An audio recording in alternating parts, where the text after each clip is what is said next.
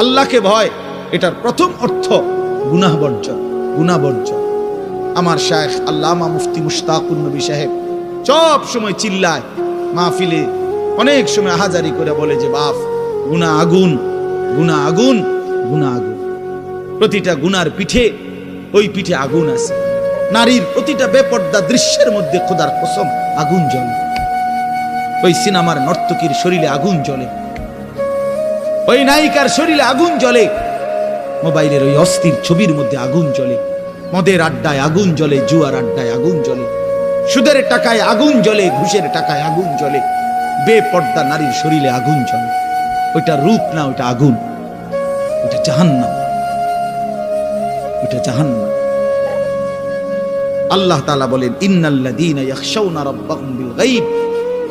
আল্লাহ তাআলা বলেন আমার যে বান্দারা আমার আখিরাত, আমার জাহান্নাম, আমার পরকাল, আমার কবর, এই কথাগুলোকে ভয় করে, আমি আল্লাহকে ভয় করে, না দেখে, না দেখে, আল্লাহ বলেন আমি ওয়াদা দিলাম লাহুম মাগফিরাতুম ওয়া আজরুন কাবীর, আমি তাদের পেছনের সব গুনাহ মাফ করে দেব আর আমার সবচেয়ে বড় পুরস্কার জান্নাত দিয়ে দেব।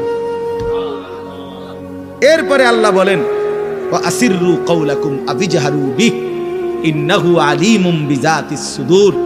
মানুষের তিনটা অবস্থা কথার ক্ষেত্রে, মানুষ তার অভিব্যক্তির ক্ষেত্রে তিনটা অবস্থা হয়। মানুষ কখনো জোরে কথা বলে, মানুষ কখনো আস্তে কথা বলে গোপনে, আর কখনো মানুষ অন্তরে জল্পনা কল্পনা করে, ঠিক না? এই তিনটাই অবস্থা, তিনটাই অবস্থা। তো আল্লাহ তাআলা বলেন, এনে একটা ছোট্ট তাফসীরের মধ্যে আছে, মক্কার কুরাইশরা, কাফেররা নবীজির বিরুদ্ধে দিবানিশি ষড়যন্ত্র করত, বুঝছেন? তো ষড়যন্ত্র করতে বইলে মাঝে মধ্যে এই বেকুবরা বইলে কইতো আস্তে কো, আস্তে, এই আস্তে কো বেড়া, আসিররু, আস্তে কথা বলো, কাই লা ইয়াসমা রাব্বা মুহাম্মদ, মুহাম্মদের খোদা যেন শুনতে না পায়। শুনলে কি অসুবিধা হইব? হেরাই বলতো শুনলে জিবরাইলের কাছে কইয়ে দিব, হে আবার মুহাম্মদের কাছে এসে কই একবারে ফেঁসে পড়বে।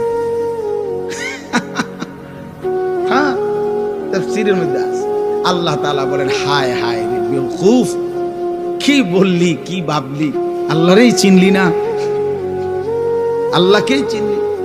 হ্যাঁ, অনেক নওজোয়ান হ্যাঁ বেচারা ইয়ারফোন লাগাইলে মনে করে কেউ শোনে না,